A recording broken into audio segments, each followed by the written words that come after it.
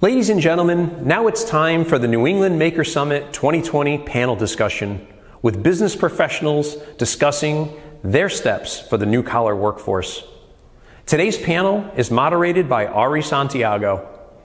Ari is the founder and CEO of IT Direct, a Connecticut technology services firm that helps businesses harness the power of technology to achieve their business goals. IT Direct has been awarded many state and national honors for growth, service, quality, and workplace culture. Additionally, Ari is the host of the most popular Made in America with Ari Santiago weekly podcast. This podcast celebrates manufacturing and its industry's dynamic culture and the best practices across Connecticut. We're happy to have Ari and our professionals on this panel with us today. Now, here's Ari. Hey, thank you guys so much for having me. It's exciting. How you doing, Kelly? Hi, Ari. How's it going? Hi, Glenn. Hey, there's Glenn, Kate. There it is. Now we've got the winning panel. So I think let me just take a moment to introduce everybody we got here with us. First, I'd like to introduce Glenn Ford. I think he's in the top right. Wave, Glenn. There we go. Glenn is the president of Phoenix Manufacturing. He has over 40 years of experience in aerospace leadership and companies such as Sikorsky, Pratt & Whitney, Aurora Flight Services, USAF, and BNE Group. His technical experience spans engineering, manufacturing operations, quality, SCM, ILS, and program management. Glenn is the chair for the Advanced Manufacturing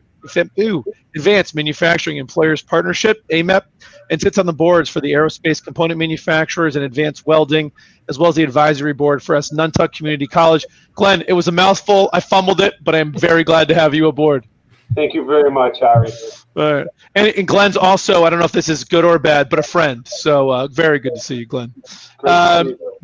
Kate Ash is with us today. Kate is a policy design professional who specializes in helping leaders collaborate across sectors to maximize their impact. She's currently based as a consultant at the National Governors Association Center for Best Practices, where she advises states on how to transform their education and workforce systems to prepare for the workforce needs of the future. Kate, welcome, welcome.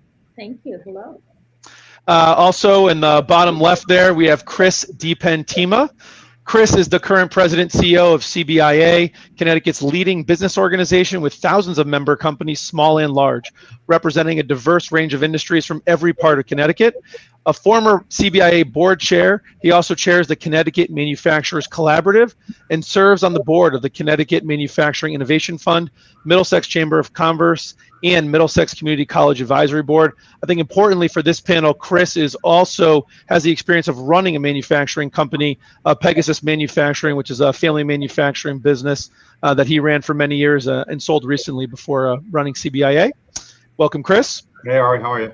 Good. Also, we have Devra Sisitsky. Hey, Devra, sorry about that. The founder and executive director of Makerspace Connecticut. Devra's goal is to positively impact the local economy and workforce by engaging students, innovators, and entrepreneurs in technology and illuminating new pathways to financial stability. With years of preparation and experience, Devra's dream of launching the largest makerspace in Connecticut became a reality with the grand opening of the over 20,000 square foot makerspace in April 2019. Welcome, Devra. Thanks for having us all. Thank you. Thank you for being here, everyone. Oh, absolutely. And last but certainly not least, Kelli-Marie Vallieres. Kelly, I think you were introduced before your last segment, so I won't reintroduce. So let me kind of get to the panel here. Again, thank you for joining us. And I think this is a really important part of the event today, where we can really get some wide range of experience and expertise on what's going on. So what I'd like to start off with is a question about the new collar workforce. A really interesting topic, something that's kind of been bouncing around out there, and I think critically important for us to be thinking about as we look to build the 21st century workforce and address all the workforce challenges that Kelly brought up earlier. So let me start with this question. What does the new collar workforce mean to you in your role specifically and to your organization to the degree that it impacts that? So I think Glenn, as our resident manufacturer, let me start with you. What does the new collar workforce mean to you? Well, Ari, that's a good question. The first thing I needed to ask is I had to define for myself, what does new collar mean, right? It's a new term, relatively new term. IBM came up with it, and it's important. New collar is, in my mind, is the intersection of technical, hands-on, right, with academically trained, folks as well. So what matters most with a new collar workforce is their experience. Folks that have had on-the-job experience and they understand what's happening in your different manufacturing sector, right? And it's usually enhanced by either vocational or post-secondary training. So how does that all play here in a manufacturing environment like Phoenix, an aerospace company, highly regarded, right? We're making extremely difficult parts, extremely complex geometry, close tolerance parts.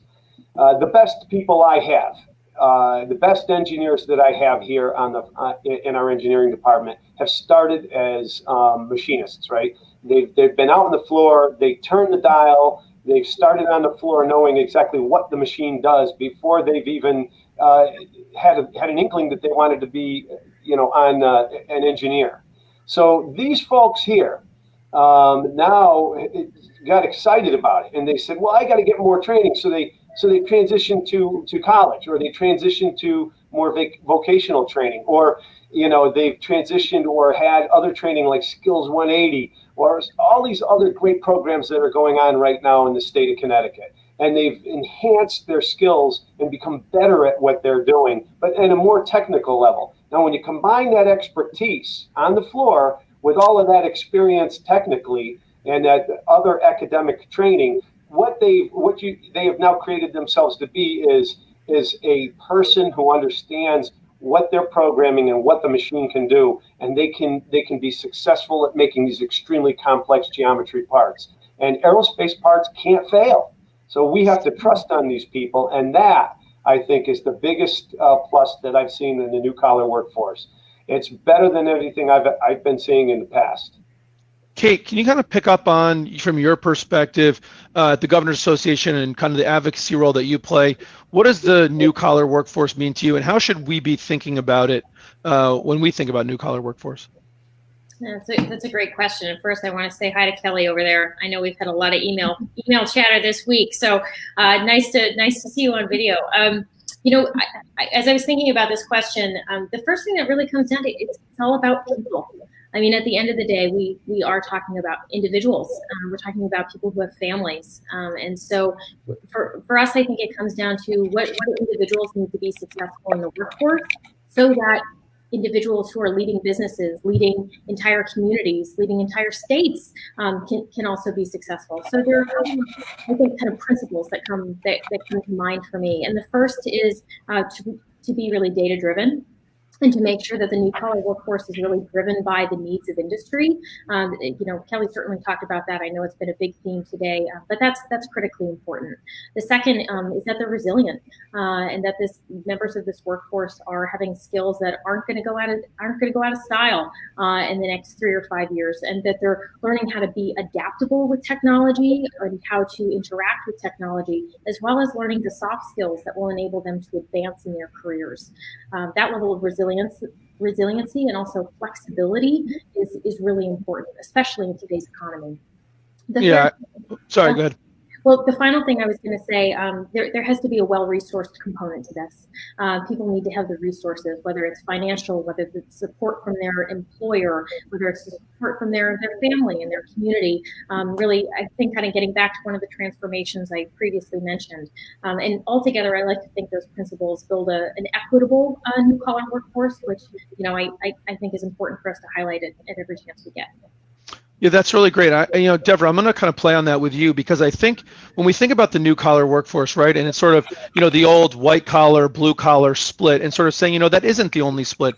It's not, either a no college, no education in the workforce, or I'm, educated and pushing papers around. There's this new thing, right? It's highly technical. It's programmers, it's tight tolerances, it's running machines. And by the way, we can get to this in a little bit. All that's kind of blending.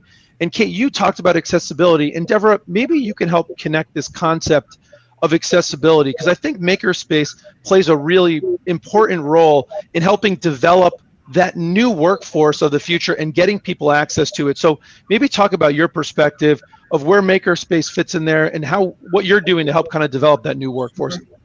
Thanks, Ari. From the minute we started MakerspaceCT, it was all about accessibility. It was about breaking down barriers, which we now reference more as racial equity. It was about timing. Can we leave this place open a little later at night so people that are working during the day can get there? It's about how do we give people access to these impressive machines that you see in CNC, because they're not going to have them in their basement or their garage a lot of the time. So for us, it was so much about breaking down barriers to access. It was about giving people information that improved the economy in our urban areas and cities. When I heard the term last year, the new collar workforce, my mind exploded. I went, exactly. We describe ourselves. I know, Glenn, you're laughing. You've seen that before. We describe ourselves as the intersection between traditional skills and the newer technologies. And we can't even have this discussion without talking about lifelong learning. When you say, how do we keep people so these skills aren't obsolete? There's a passion and a burning desire for people, and certainly makers and engineers, to understand, how does everything work? And these are the type of people that constantly are reading and moving and tinkering and figuring and innovating all these projects. So I think that lifelong learning is a critical piece. I think encouraging that. I think breaking down those barriers to saying, oh, as you spoke about earlier, Kelly, this is the job, as Alex spoke about, where we were talking about inflating degrees and things like that. It's important to be inclusive and bring everyone into the fold. And when you see what's going on manufacturing floors in Industry 4.0, and you see the blend of technology and artificial intelligence and robotics, along with our traditional skills, this is the place where people come and start that little bit of curiosity, that spark. What is it? How do I touch it? Before they know that they're ready to go on and go for higher learning at a Goodwin or a University of Hartford or Manchester or any of those schools. It's a great place to come here. So for me, the new collar workforce, middle skills, getting people into the pipeline, they're all inextricably intertwined into this big ball. And I'm so happy that we're all talking about it today. It's coming down the pike. It's huge. Hey, Kelly, I'm gonna kind of throw a little bit to you here, because I want to pick up on what the state's role and your new role, what we can do to help to build this new collar workforce. And I think when we talk about the workforce, it's so important to build it. We need in Connecticut so many more of these technical skills, and the new collar workforce encompasses more than, not that it includes machinists and the people that work at Phoenix now, but it also includes software engineers, software development, data analysts, big data people, some of whom are working at Phoenix, but I think in 5 and 10 years, we're going to see a whole new class of workers in the manufacturing space that are in that skill set. So where are you, Kelly, in terms of helping to get the numbers of the people we need introduced to this and growing it? Yeah, my apologies. My son just came home with the dogs, and I forgot to open the door, so they're off and running. Yeah, that's a great question. Thank you. So greatly appreciate Devra's comment about lifelong learning. That's the first thing that came into my mind here. And in order to do that, we really have to capture kids young and get them excited young. So workforce starts in kindergarten, getting them the exposure that they need for these exciting careers, linking the things that they're learning about to career options, helping them as they get into middle school to really start to understand what types of careers line up with the things that they're passionate about and that are cool to them, ensuring that they have opportunities to engage in those experiences, and then building out those career pathway programs in the high schools that have stacking credentials that they earn, that they're college ready and career ready. I know in Connecticut, we've spent an awful lot of time in the last 10 years ensuring our students were college ready, and we have 9,000 students that graduate our system each year who are not going to college. So how do we make sure that they have opportunities for dual credit pathways into those high school programs, into apprenticeship programs, to ensure that they can go into meaningful work as soon as they leave high school? And then we have the whole other population of our young adults, our career changers, people who are looking to engage in a more meaningful career.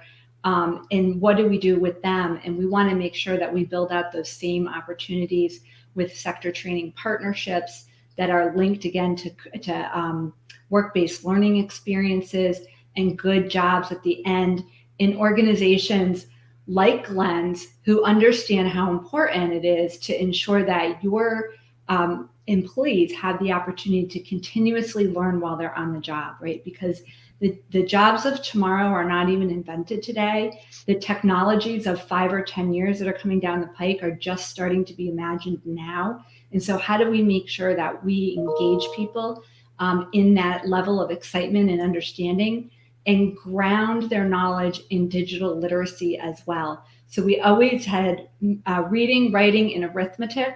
Well, we need to add digital literacy to that from kindergarten on up. So really excited about all of these new technologies and the ways that we can build out really systematic opportunities for people to engage in career development. Let's I appreciate that perspective and in your role in kind of making that dream, a reality. Chris, I want to bring you into the conversation. I think, one of the things that we're talking about a lot lately is partnerships. I know a key word kind of in your vernacular, and anyone that's been talking to you or following you or on any panels with you, as I've had the pleasure of being, collaboration is something that constantly you're espousing all the time. And I think in this workforce development role, there is a role for a public-private, private sector education partnership, and with places like Makerspace. So can you talk about, from your perspective at CBIA, and even calling on your experience of running a manufacturer, how should those partnerships be coming together, and why are they so critical to developing the workforce of the future for Connecticut? Yeah, I mean, Ari, they're critical because we saw, our history shows us over the last 5 or 10 years how fragmented we were in workforce, and it was a real bottom-up pockets of excellence. Kelly and Glenn and I have mapped this many times and saw, wow, some places are doing things really great, but it's very isolated. It's not spread well unless people know about it. And so that public-private academia partnership, if you will, kind of that three-legged stool, is so critical in creating a statewide strategy. Understand the best practices that are out there, but develop a statewide strategy where we can then deploy down, if you will. And obviously, there's been a lot of collaboration over the last couple of years to help bring that together. That's why I think we're in a better spot around workforce development than we were maybe even just 2 years ago. The Connecticut Manufacturers Collaborative coming together, which brought together the Manufacturing Association, the creation of the Chief Manufacturing Officer that Colin Cooper sits in, again, a central state person and organization, the creation of the Governor's Workforce Council, and then the creation of Kelly's spot and her workforce strategy unit. All statewide folks now thinking about strategy and then how do we deploy that down. We have an opportunity here on the new collar side of things because of the technology side, which I think technology right now is about where workforce was maybe 3 years ago. It's there. There's pockets of excellence. Devra stands right at the intersection of technology and workforce and actually urban renewal. So she's really at the three-legged intersection of three great places. But again, she's a pocket of excellence. Now, how do we come across with a statewide strategy for technology and the new collar workforce and then bring that to the rest of Connecticut? We just got to be careful that we don't let technology get away from us and we have all these pockets of excellence like we did with workforce 5 years ago. And then it takes a huge amount of effort, Chief Manufacturing Officer or Governor's Workforce Council at Kelly to bring technology together in a statewide strategy and kind of reset. So I think we're in a really good place. And I think we're all, we've learned from the past couple of years around workforce development and how fragmented we've been. Listen, I'm gonna Kate, get ready because I'm about to bring you in 1 second because I think this is right in your wheelhouse, this collaboration approach and bringing groups together. But Chris, before I do that, I think it's really critical from your position right now to really drive the point home, if you wouldn't mind, why it's so important that private sector businesses need to be thinking about workforce development, engaging in it, investing in it, not just their dollars, but their time, to come onto these panels, to go meet with people, to get their voices heard. Why? Listen, I think it's a corporate imperative, but you're the guy that meets with all the businesses and represents thousands of them. What do you think? It's got to be, Kate said it, it's got to be industry-led. And the success we have has been industry-led, right? bring the associations together with industry-led, recommending a chief manufacturing officer with industry-led. Industry had a big role in the governor's workforce council. Kelly comes from industry, Colin comes from industry, our governor comes from industry, a lot of the administration comes from industry. It's got to be industry-led. And I haven't talked to businesses. I know businesses that are ready to commit to that. The one issue they have is they really want us to move away from programs, right? Programs that maybe only have a short life and they're not too sure if they're part of the strategy. And businesses really support a statewide strategy and moving away from programs. And that's what's critical at the state level. And I know Kelly's ready to execute that with the document we have from the Governor's Workforce Council. There's recommendations in there that are not programmatic. They're literally systematic changes, strategic changes. And that's what businesses will buy into and invest in. We need strategies that will survive administration, survive elections, that are there for the long term for Connecticut. And that's why it's so critical for businesses to have their voices heard so that they're part of the solution and part of the execution strategy. Yeah, listen, it also doesn't hurt that, it feels like life is moving at lightning speed from what it was before. And large organizations, governmental and otherwise, aren't usually built to move quickly. So getting that industry perspective so we can move and adjust as we need to respond to those needs so that we're creating the workforce for the jobs we have now, not the jobs we had 10 years ago. Kate, one of the things I want to throw to you, kind of circling back just a bit, is a lot of us have heard of the old alphabet soup, right? We had all these organizations all over Connecticut, all well-intentioned, but moving in different directions. And so you ended up with a situation where the sum of the parts was less than the whole. And I wonder if you can maybe talk about, from your perspective and your professional expertise in bringing groups together, what can Connecticut learn from you on how we can bring all these sectors together so that the sum of the parts is greater than the whole? That's an excellent question. I'm not sure I have time to answer it in 90 seconds, but I'll give it a stab. And I think honestly what Connecticut is doing with Governor Lamont's Workforce Council is really the first step. When we think about where states are in terms of the spectrum of their workforce development systems, it is a spectrum. It is a bell curve in terms of who is taking leadership on what, and how aligned state programs are. Never mind the interaction with industry. Never mind the interaction with your local partners and local providers who are trying to build the workforce development system from the ground up. So I would say the first step is leadership.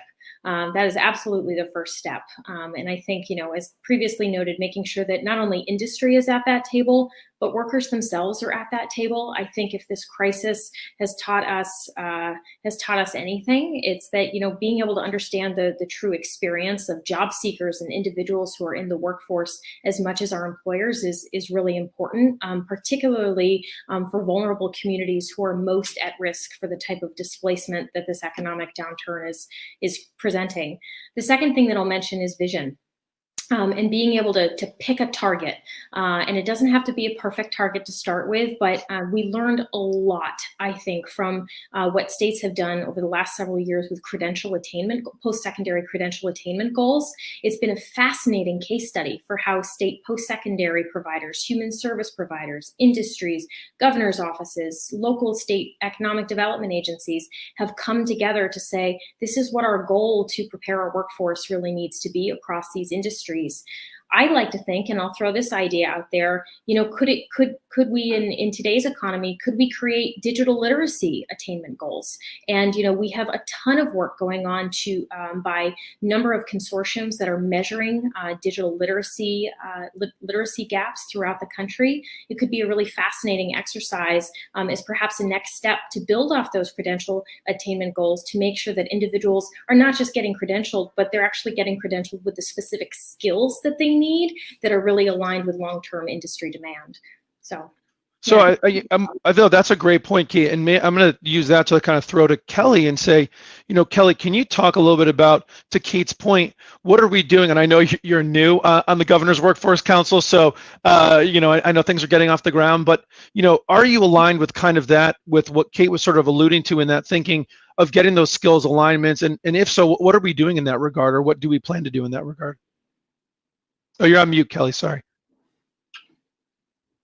That's a really important point, right? We in the state historically have been in silos and have been working on really great practices in areas And it's almost like recreating the wheel over and over again every time you go into a new school system or a new company or industry that wants to do something.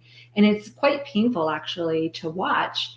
And so what we're really trying to do is create the systems in order for these programs to grow and to ensure that the programs are adaptable and aligned into industry needs, right? And that we're building on top of each other and leveraging the different assets that we have.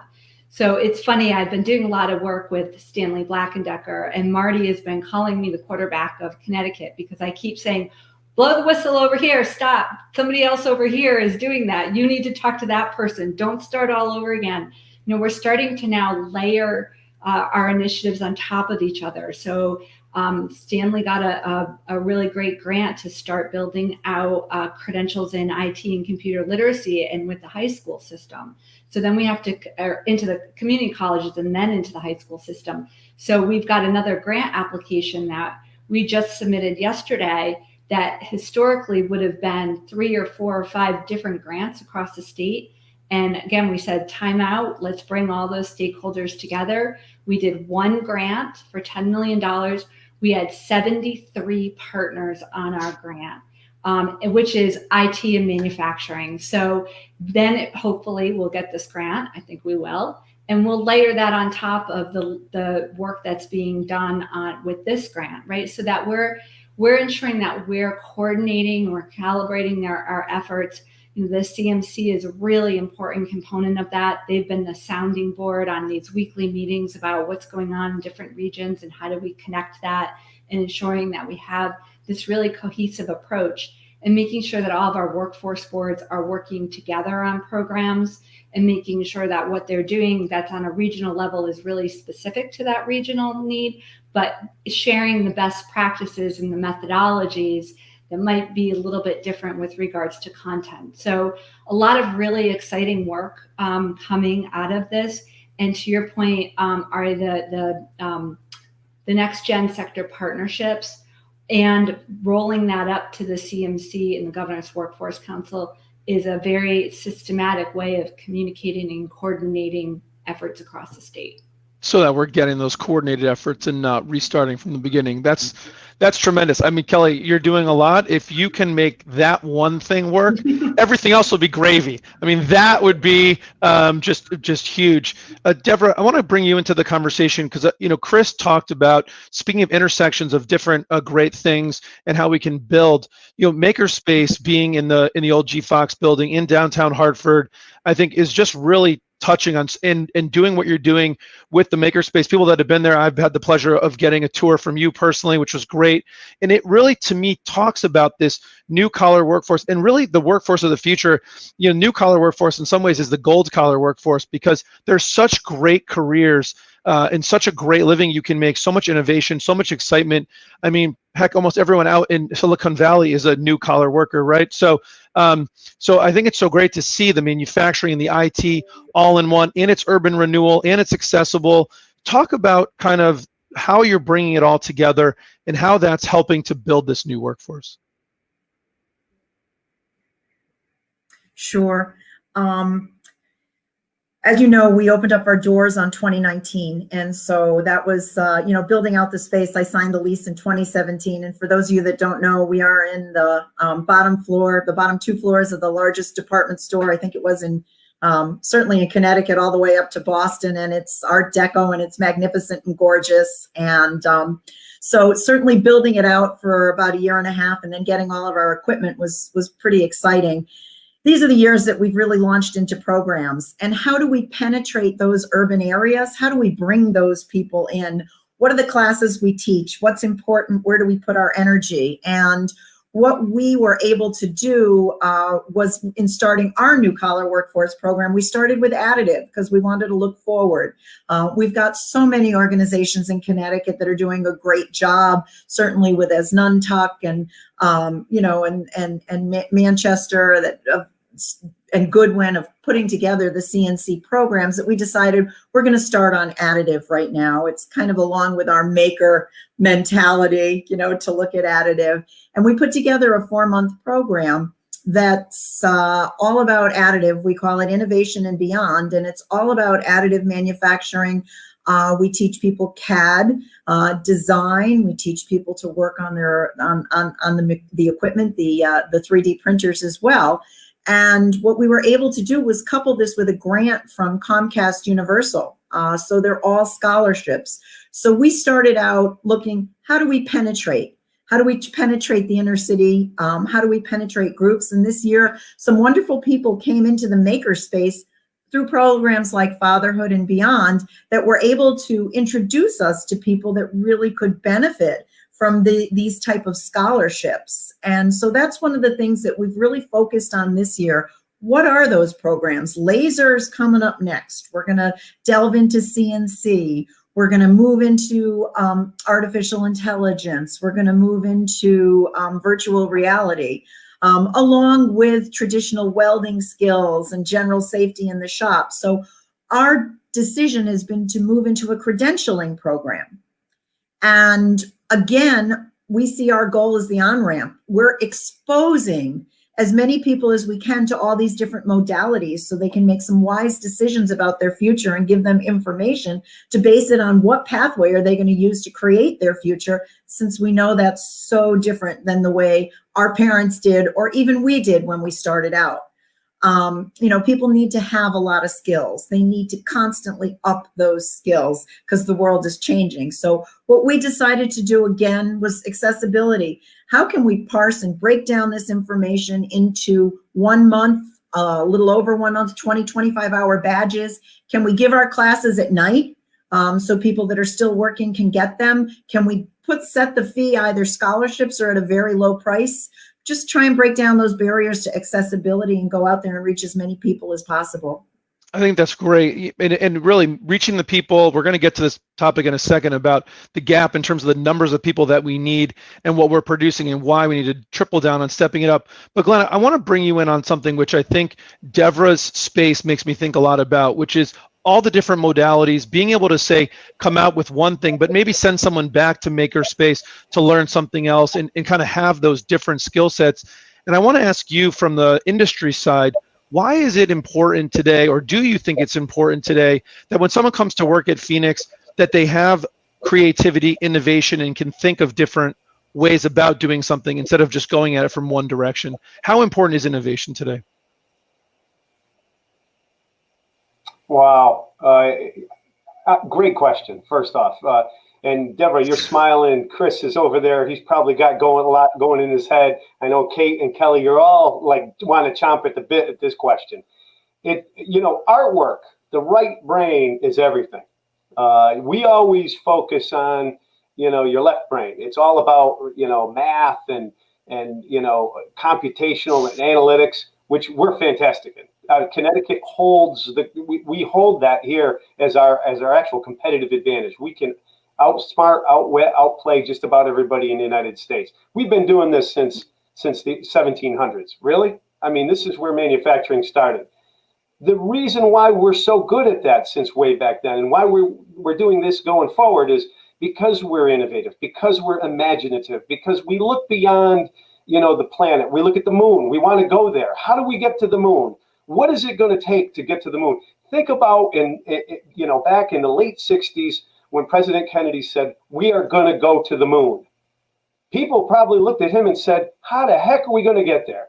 But he looked internally and he said, the United States can do it, right? We can do that. Why? Because we're innovative. We have all of those innovative juices and creativity right here in the state of Connecticut. Why is that important? For Phoenix Manufacturing, when we start to manufacture stuff, to manufacture something like this, pretty simple, right? It's just a little chess piece, but that's made on a 5-axis machine, okay? Then we start to have to manufacture stuff like this on a machine. It's very difficult. You can't manufacture this unless you can think way ahead. You can see the process. You know what the machine's doing. You have to be very innovative. You have to be creative. Now, Devra brought up something here called Industry 4.0. Wow, robotics. How are you going to make an individual, a human, and a robot interact? How about AI, right? How's that going to play in advanced manufacturing. Robots, how are they going to take a part out of a basket, put it into a lathe, turn the lathe on and make the lathe work? That's all innovation. Those are the things that we need to have people thinking about now. And why? We're competing against China, right? China has a lot of people. They can, and their rate is not that high, at least not today. It'll get there, but they can produce something that's relatively okay quality today, and in some cases, very good quality, and they can do it with people. We really have a higher rate here, so we have to start to think innovatively. How can we do this using, people in different ways and different methods to produce more product?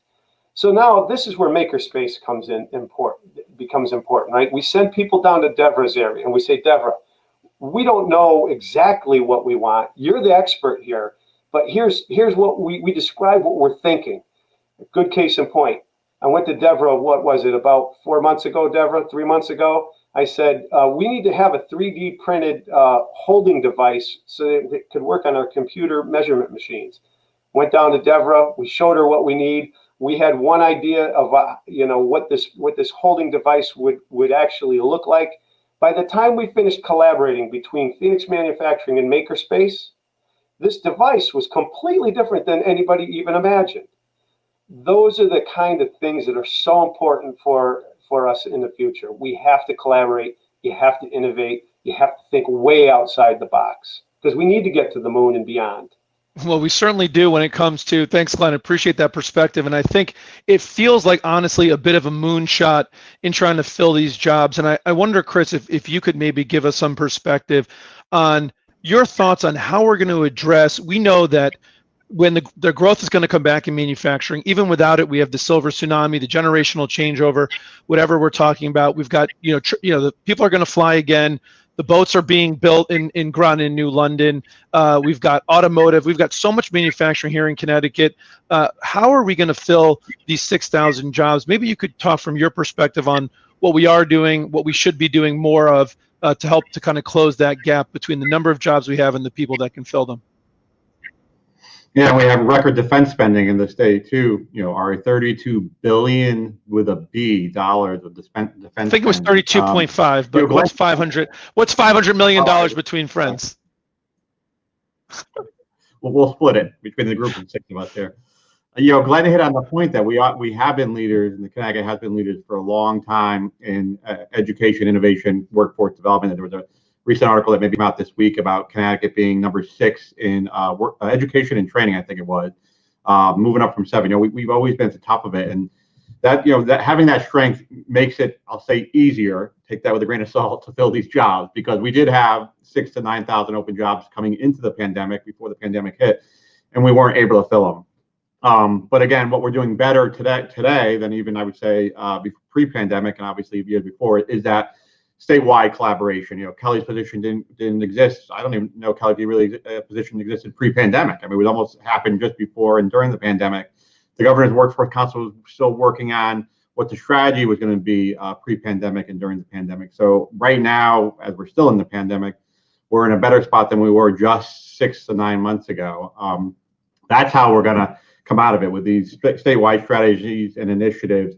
Now the key is executing them. That's how we're going to fill the job. We've got to execute them. Kelly knows this just as well as I do, that a lot of that takes funding. And that's going to be an issue for us. That's where we do need the private sector to play a role. As you mentioned, the private sector will certainly support some of the funding on their own if they really believe in a strategy and it's not just a program, it's something that will last a long time. Obviously, we need to get our state fiscal house in order. And that's one of the things we advocate for. I think some people think, oh, CBIA advocates for the state fiscal house to get in order so that businesses will be more successful. We really advocate for our fiscal house to get in order so that we can have a better state for every man, woman, and child in the state of Connecticut. And if you have, a thriving business climate and your fiscal house is in order, in other words, you have, thriving revenues and you have lower state costs, you can then invest in things that we need to. And one of the things, as Glenn pointed out, is we need to invest in our strength, which is education and training. So a lot of the initiatives in the Governor's Workforce Council is going to take funding.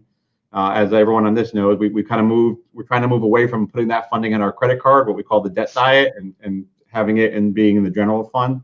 And that's going to be critical. I mean, to directly answer your question, Ari, that's how we are going to be able to fill the jobs, make sure we have the funding to go into these initiatives. Because when you look at these initiatives, there's not only some singles and doubles in here, there's some home runs in here. I mean, the Governor's Workforce Council plan is a great solution to a lot of the problems. I'm sure they would admit it's not the end all be all. We're going to be fighting this battle for a long time, but it's a great starting point, and it's an even probably better than just a starting point. Now it's critical. How do we get the funding? How do we move them forward? And that's how we're going to fill the jobs. But I'm really optimistic that we can do it, Ari. We've got the strategy now, and now it's a matter of executing the strategy. We've got the collaboration. We've got the innovation. We've got an opportunity because of where we've come during the crisis. We're doing a little better than some other states. We can really come out ahead and start funding some of these things. Kate, to kind of pull on what Chris is talking about when it comes to sort of the funding and how we're going to handle education, what do you see working? I mean, I've just got so many questions because, Connecticut, we do have this great rich tradition of education, which is tremendous, combined with a great rich tradition of manufacturing is great. But we also have some challenges. One of them seems like our people are quite spread out. So inability to maybe get everyone where they need to get to effectively. There's some funding, challenges. What do you see? What have you seen? Maybe you could share some of what you've seen on some best practices of how we can make this work. How do we get people to believe in it, get involved in it, get them there? How does that work? It's a great question, and actually, the first thing that came to mind, you touched right on it, which is, how do you build the momentum? How do you build the knowledge base of a workforce? And we hear this all the time in talking with states. How do you build the knowledge base of parents and grandparents who are doing the raising of a lot of these children, of what's even out there? What education is today isn't even what it was 10 years ago. Never mind 20 and 30 years ago when a lot of these folks were going through school. And so, one of the things that struck me during someone else's comments was thinking about how you communicate return on investment for participating in training and education. And this is going to look different for different communities, different workers, definitely different industries.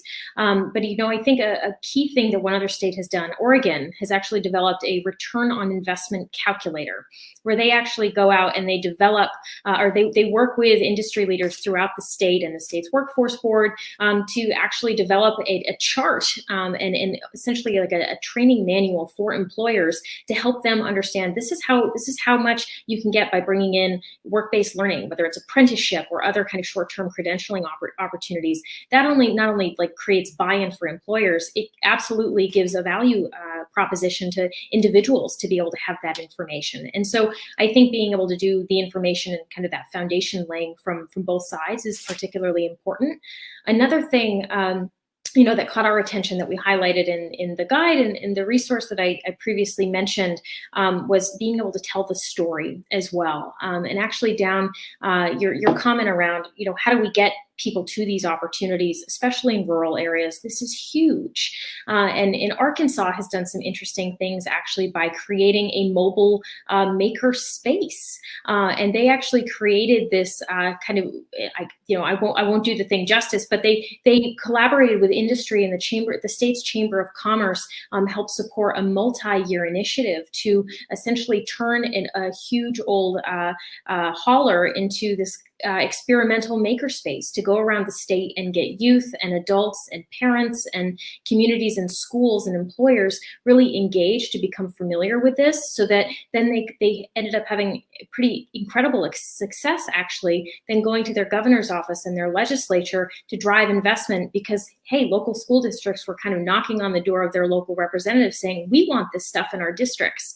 So I think being able to think about developing the value proposition both from an employer perspective and also from the individuals who are doing the development and the raising of students and in the education space is incredibly valuable. That's a really good point. I think getting more people introduced to showing them what's possible is just such a great thing, right? And Kelly, I'd like to maybe ask you this question, which is, we've got pockets of, we call them underserved communities, whatever we want to say. In Connecticut, it feels like they're more of the urban and less of the rural. What are we doing to try and bring those opportunities and help people like that realize that in downtown Hartford, for example, there is this makerspace. And so here's an opportunity where we can maybe bring up some folks who are underemployed or unemployed and show them some great opportunities where they can work with their hands. And they don't have to think about, oh my gosh, how am I going to go back and get a 4-year college degree? School was never my thing, whatever. How can we introduce them? Is that on the radar? If it's not, should it be? What are we doing in that regard? Yeah, of course it's on the radar, and that can be an interesting proposition. I mean, we've been trying to get some funding for those mobile labs, as Kate was just sharing. I hadn't thought of a makerspace mobile lab, but we had thought of manufacturing mobile lab to bring technology to our residents where they're at and get them exposed and bringing in parents. But we always talk about how do we get parents and educators involved, right? Because they're the ones who are going to spark the interest in their children and the youth that they are involved with. How do we get teachers to understand what this is? And I think that if we can really capitalize on Darva's space, she's right in downtown Hartford. How can we start really bringing in the students to her space to understand what is available here? And I know you do a lot of that outreach, but expanding that to all of our regions. We do have some of our schools have college connection programs where they bus students into the manufacturing labs 1 day a week and work with them to get a college credential through that program and connected. We need to expand those programs. There's not enough of them. There's not enough funding for them. And we need to bring manufacturing into the classrooms. There's a lot of things that can be done in the classroom to get interest that doesn't require a lot of money, that we can bring tabletop things into, that we can bring industry into the school systems and provide exposure. I mean, Glenn would do fantastic, and he has done outreach to schools and having schools come to manufacturing companies and spend time there. So there's a lot of outreach and marketing that needs to be done. We need to do more of it. And we also need to, again, expose kids to careers earlier on. So we're looking at how do we provide career counseling and awareness to students where they're at. Typically, our students only see what's capable as to what's around them. So we need to be able to show them. Yeah, I think that's a really good point. I mean, Kelly, do you think that we're on a better trajectory than we have been in years past from a workforce development perspective? Yeah. Oh, yeah, absolutely. I mean, we're really looking at the equity and access piece very closely in what we're doing. Some of the initiatives in the council is to ensure that all students fill out a FAFSA form by their senior year in high school, that we're working on some auto admit type programs to our state universities so that students can understand that they have these opportunities that they might not know about, but also just in making sure that students get the high quality education that they need, right? I actually just learned this a week or so ago, that there's a lot of schools in Connecticut that don't teach science in elementary school anymore. I mean, that just blew my mind, because I remember taking elementary classes. My son, I actually got a phone call when he was in elementary school. He did a science fair, and he thought his invention was so cool. He called up a patent company, and they called me and said, "Is Eric there?" And I'm like, "This is his mom." And they're like we were just actually talking about it yesterday, which is now an invention today, which is kind of interesting. He's like, "What if you ever really let me do that?" Right? But that's when it happens, is when they're young, and we need to make sure that we bring all of that back into the school systems. Yeah, I absolutely agree. I mean, when we're young, we think anything is possible, and it's usually other people telling us to stop thinking, stop trying, get in line. That's right there. And Glenn, I want to bring you on, because something you and I have talked about in previous conversations, the importance of getting out there into the community, not necessarily when the people are already started a 2-year degree or after college or trying to upskill someone that's maybe working at a fast food restaurant, but talking to them and their parents when they're in elementary school, kindergarten, so that if he or she thinks about this career, they don't get discouraged. Talk about your experience in doing that and why you invest your time in doing that when you have so many demands on your time. Just before I answer that, I just find it so extraordinary that science is not in some of our schools at the elementary level. before I answer that, one of the things is when I was a little kid, right? I was so into science. I guess I was the ultimate little geek, right? But here I am today riding an Indian motorcycle. Let me remind you, right? But back then, it was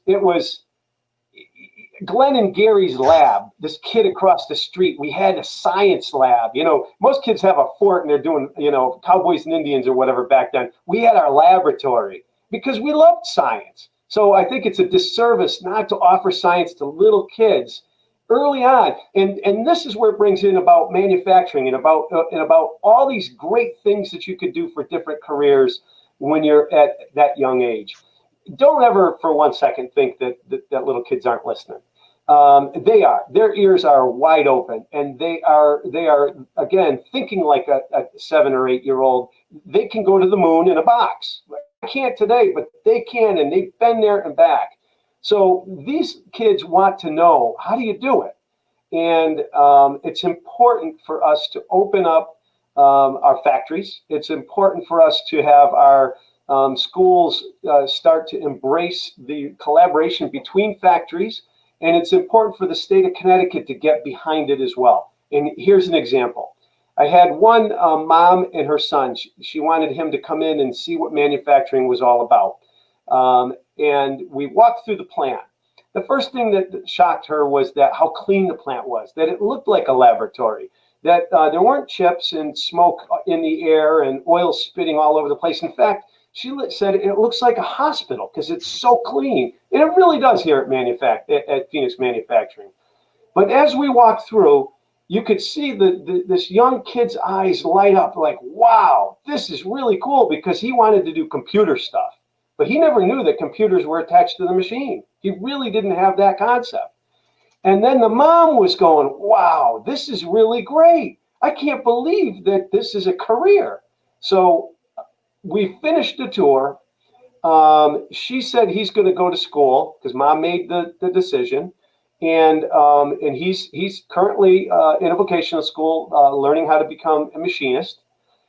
She was so extraordinarily impressed that she went to Manchester Community College to run through the program, because now she's finished being a mom, sort of, right? And she wants to get a job. She's now working over here at Phoenix Manufacturing. This is fantastic, right? I mean, this is fantastic stuff. So it starts with the parents. It takes, for lack of a better term, it takes a village. It takes mom, dad. It takes the guidance counselor, the teachers. It takes people in the state of Connecticut to collaborate to get this thing moving better than it ever has. And I got to tell you, in the past 2 years that I've been involved with a lot of this with all these great people that are on the panel, one thing's for sure. I believe that between manufacturing, academia, and the state, and all of the other business trade organizations that are out there right now today, there's more collaboration than there ever has been. And I think everybody really gets it. I think they want it, and I know we can do it. We just have to make sure that we continue to create the vision that Kate was saying. We have to have a plan to get there, a value stream map to go from point A to get the ball over the goal line. And we have to keep defragmenting, like Kelly was saying before. And then lastly, all businesses, have egos, just like people. We have to leave those at the door. We all have to work together, and we all have to say that, first come to seek to understand and then to be understood, Stephen Covey. But I'm telling you, that's the way I see it. I'm not even sure I'm supposed to follow that, Glenn. I was like, you should have saved that for for the walkout. That was tremendous. Listen, I completely agree. I think one of the things we hear on the Made in America podcast, you'll hear if you listen to the episodes, this is the same story here over and over again from people that are in manufacturing today, especially the younger kids. Well, I was growing up and I thought I was supposed to be a lawyer. I thought I was supposed to be a doctor. I dreamt of going down to New York and working in finance. I went to do that. I was not happy. I wasn't fulfilled. My family, they were going to sell the manufacturing business. They were going to get out of it. Yet today we talked to someone whose father had a heart attack, and then they were going to sell the business. And he was like, I just couldn't feel good about myself. So I got into it, and oh my God, I'm so passionate about this. Why didn't I start this 20 years ago? And I think that's because we haven't opened the door. People do things that they believe are possible, and it's so important. And I'm going to come to you, Chris, in one second, but just as a point of personal pride, my daughter just started kindergarten, and they are doing a science there. And I drove her to school. I drive her to school once a week, and last week we got in the car, and she's like, Poppy, we're doing sink or float at school. I'm like, what the heck is sink or float?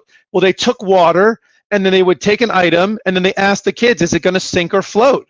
So she wants to quiz me on if I thought things were going to sink or float. And it was so precious to just, see a 5.5-year-old so excited about this experiment, and then I was like, let's talk about other things that could sink or float. And she would just look out the car window and think about things that could sink or float. And it's that kind of creativity and engagement and stuff that we need to build, in our workforce of the future. So I'm excited for that, and your energy is infectious, Glenn. We had a question that sort of came in, and Chris, I want to bring it to you. It's something that you and I have talked about many, many times, and it's I think one of the things we fight, and it's related to what we just talked about, is sort of stigma.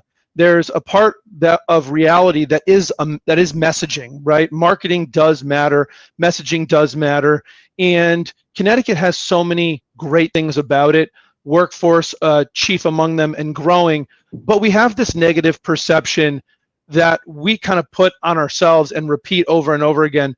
And I just wonder, go ahead, Glenn. It's all right, we got you.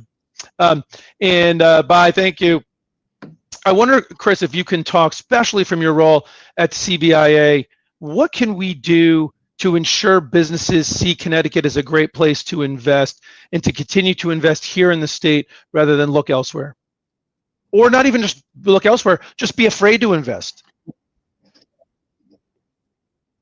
Yeah, that perception, I think, chases some people away, Ari, and it is just, you and I have talked about it. Some of it is reality, but the good chunk of it is perception of, Connecticut's so bad, taxes are so high, and a lot of that is we do it to ourselves, unfortunately. There's this, I think we talked about innovation and Yankee ingenuity earlier, and I think some of it is we are such driven people here that we know the state can be so much better. We look for that perfection, and then perfection becomes the enemy of good a little bit for us. And so then we start knocking ourselves and we aren't perfect. And so, one of the things we're doing at CBI, we're pivoting a little bit with our messaging, and we're really trying to broadcast more. And, I was at Devra a few weeks back with a manufacturing summit we did.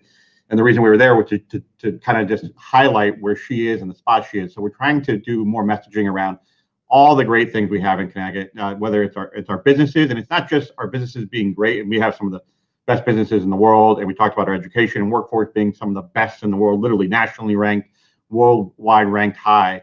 But also not just having those great businesses, but all the great things our businesses do for their community and the state as great corporate citizens.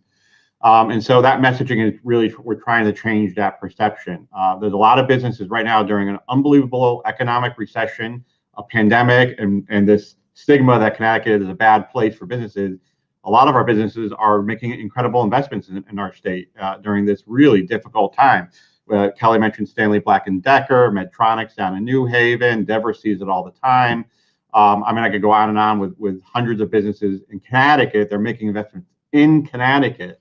So at CBI, we're trying to do a lot of stuff on social media. Our Rebuild Connecticut campaign and Rebuild Connecticut policy pledge are all around this.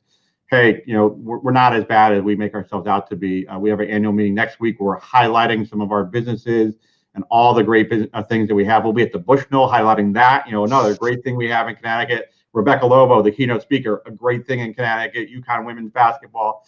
So we got to change that narrative, Ari. We're trying hard to really change that message so that the people on the outside of Connecticut understand that we're not as bad as we say we are. And the other thing is, Glenn and Kelly hit a lot of this is, from a business perspective, we have an unbelievable toolbox in Connecticut. In fact, it's so big and there's so many tools in there that it becomes a little complicated.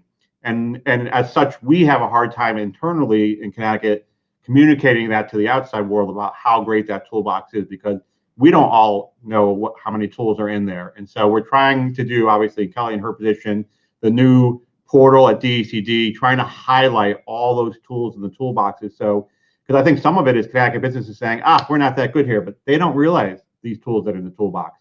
And so we're really trying to do a good job to highlight all that toolbox for businesses in Connecticut. Yeah, listen, I think that's right, Chris. And I think that a lot of it is really a focus on the messaging, right? You can look at anything, and anyone that's been in a business or an organization, or even just raising kids knows if you want to spend all your time finding the little things that are wrong, you could do it. But you can also spend your time talking about the positives. And if we talk about the positives and encourage the positives, we're going to get more of them. And I think that's really tremendous. And Devra, we're about out of time here, but I want to just sort of come to you, and just maybe you could just kind of close us out and talking a little bit about how you see Makerspace fitting into this workforce of the future in one final push. And if you wouldn't mind, maybe you could touch on, because we didn't get to it a lot in the panel, touch on the importance of diversity in filling those workforce needs and encouraging all the people across Connecticut, boys, girls of all races, of all backgrounds, of all creeds, that they can get engaged, that they can be a maker, that they can do something innovative and creative and get into our manufacturing space. So if you could take us out on that high note, I'd be grateful. Yeah, sure. First of all, I want to say thank you, everybody. I'm so honored that you all spoke and you all participated. Ari, I know you do this all the time, but it's just great. For me, collaboration is the critical piece, and just understanding that we all have so many things that we bring to the table, and weaving that net so that we're that great resource for people, so that they come here and they say, oh, you know what, in Connecticut, you can go Goodwin, you can go Manchester, you can go Makerspace, whatever, and that we're all working together to embrace people and entrepreneurs and help them to produce whatever their innovation is or get their education, whether it's through a traditional four-year school or through an alternative program to secure that financial stability. Our place is that exposure. Initially, I really didn't want to be a elementary school or K through 12 environment. And what was really important and what illuminated me was that you cannot address this equation about how do we get people in the pipeline without addressing what we're imbuing our next generation with and what we allow them to think is possible. I was discouraged. My dad always was the guy in the neighborhood that fixed everything for everyone, and I'd sit back there and watch, but did he ever slap a drill in my hand? No. My husband slapped a drill in my daughter's hand. And when she was racing motorcycles along with my son and beating most of the boys and doing 80-foot jumps. And I think it's the mindset that we encourage our kids to have, that we expose them, or what we tell them is possible. You attract to you the kind of energy and resonance that you put out. So I think that if we can imbue our children with the idea that they're not just conspicuous consumers, that they're innovators and creators, and that they can understand science. And it's, in my day, it was just for the boys. The girls really weren't encouraged to do that kind of thing. But if we open those doors and we look at it even a bit farther, and we look at it, and now we talk about racial equity too. People that don't think, people that live that think they have lived in a cycle of poverty for generations, that there are other avenues for them. And it doesn't take much. It takes the first step. It takes that small, tiny thread of looking at something, being curious, touching it, figuring it out, and then suddenly you can. I've had people walk up to the door outside here in the hallway and say, what are those? What are those? I want to do one of those. I think I can figure that out. And you're so excited, you bring them right in, and it's for everyone. And I think, as I've said again and again and again, until we give this information to everyone and level the playing field, we will not have financial equity. We will not have strong cities, and our urban areas are so reliant on our suburbs and vice versa. It's all about collaboration. You're absolutely right, Devra. Your passion is infectious, and it's going to be part of the reason that Makerspace is going to continue to be so successful. For sure, we need to invest in our cities and our workforce to make the future that we want here in Connecticut. This has been a great panel. It's been awesome having us on. We've had a bit of diversity on this panel, certainly at least gender-wise, which is super tremendous. And I think with a team like this, with the energy that we've had here, really the sky is the limit. We can do and make the future that we want if we do it together. Thank you all so very, very much for having us. Hope everyone enjoyed the panel and enjoyed the rest of the show. Thank you. Support for the New England Maker Summit provided by our innovation partner Stanley Black & Decker.